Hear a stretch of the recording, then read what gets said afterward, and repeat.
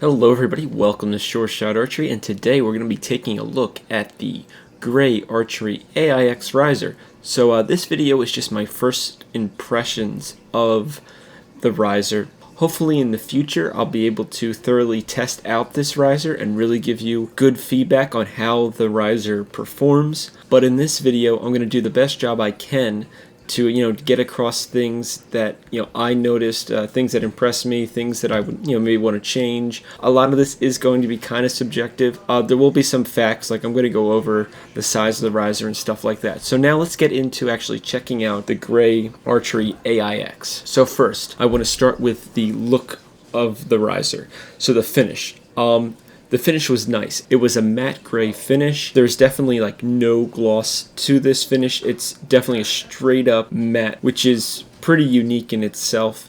The finish did seem very tough. At this point in time, I don't know the exact details, but I'm assuming the finish was done this way for a reason. It does make the riser really distinct compared to other brands, because it looks like every gray archery riser that's an AIX is all painted the same color, and the only things that change are like the bolts and inserts on the riser itself. And I did look up the color options for the inserts, so you can get red, blue, black, purple, orange, and silver.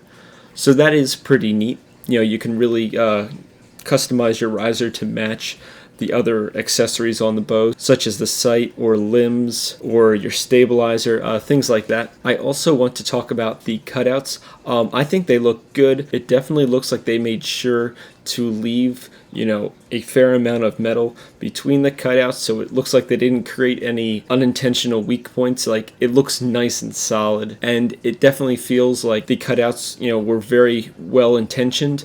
Like, they didn't just let's slap some cutouts on this riser. It looks like they actually went through and figured out where the best positioning for these cutouts were, shape-wise and design-wise, and just maintaining the structure of this riser. Now, next up, I want to get into some things that aren't just like my opinion, and that is going to be the materials and the specifications of this riser. So this riser comes in 25 inches. It comes in both right and left-handed. This riser is also ILF, which is very good, so that's going to give you a bunch of limb options, like pretty much endless limb options.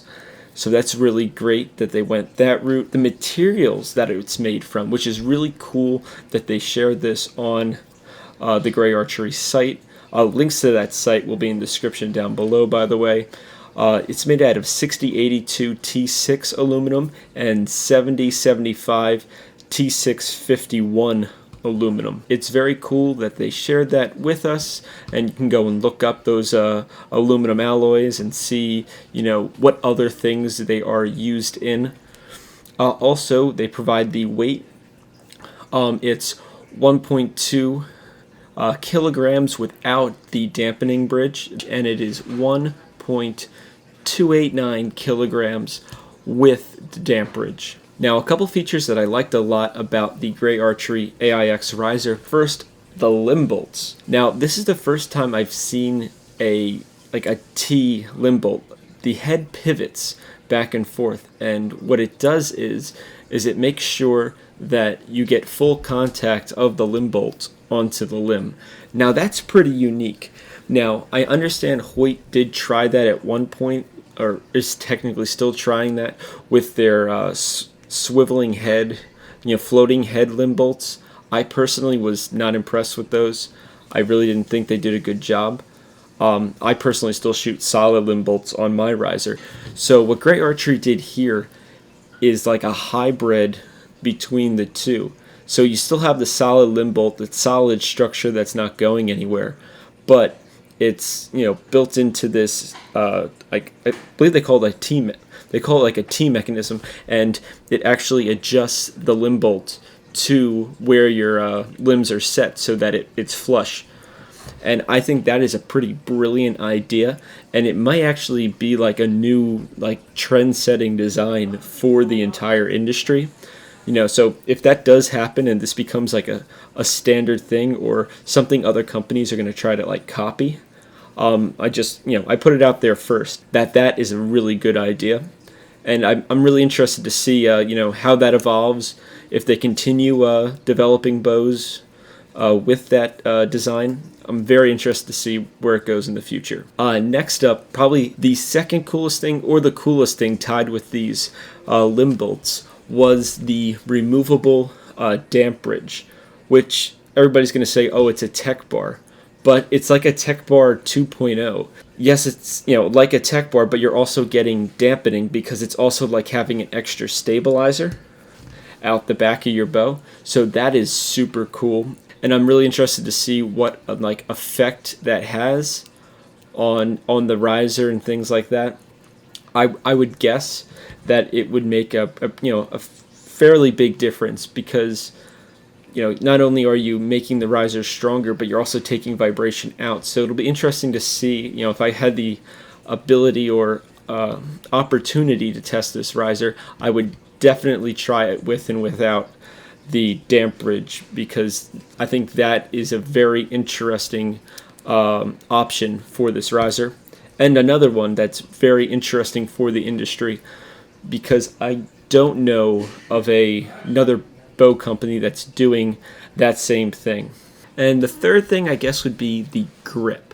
I like the Jaeger grip on the bow. I didn't have a chance to try the standard Gray Archery grip, so I don't know if they're going to end up like switching to Jaeger grips, exclusively in the future. I'm not sure how that works, so don't quote me on it. But with how Jaeger designs his grips, if the two of them are working together, that would be pretty awesome, because it definitely really has a good feel in your hand when you're placing the bow in there.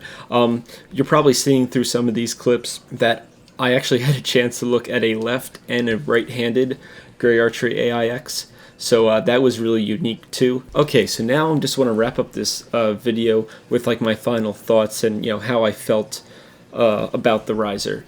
So I feel the riser is definitely well made.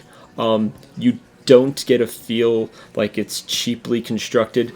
It feels like you're holding a very nicely made yet extremely solid piece of equipment.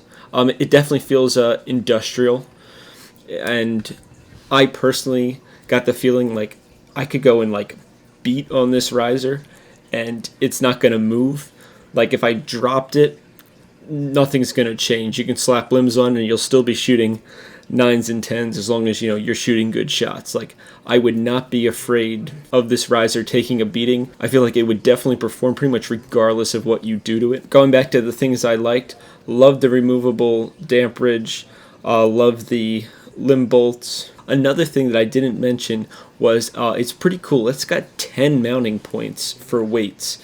So really nice, probably overkill for an Olympic recurve shooter, but that does open up a lot of options for like the barebow community. I would be interested to see if like they start adopting this riser as it becomes more available in the United States. So that's an interesting possibility for the future. Some things I would change or would like to see. So I really didn't have a big opportunity to do more than just really like look and examine this bow and and feel how it's made and stuff like that. So I can't really say at this point in time like real meaningful changes, because I feel like it is pretty unique. The riser definitely has its own personality, and it's definitely a nice rough and tough riser that that's there to do the job. I feel like it should be a workhorse. Other than that, I am just really interested to see what Gray Archery is going to come out with next. Like I don't know if they're going to be producing more risers in the future. I did peruse their site, and they do make stabilizers as well. I will be keeping an eye on Gray Archery because I want to see like what direction they go into. Are they going to go make a lighter riser maybe for kids, or are they going to come out with like maybe not quite like a competitor to this one, but more like a mid-ranged riser? I don't know. I guess the options are pretty open for them. But I'll definitely be keeping an eye out and seeing what they do, and I'll do my best to keep everybody on here up to date on what's going on. If I do have the opportunity to test something out, or if I hear information about something new. So other than that, hopefully you enjoyed this video and my take on this riser. Thank you for watching. Please like and subscribe, and as always, happy shooting.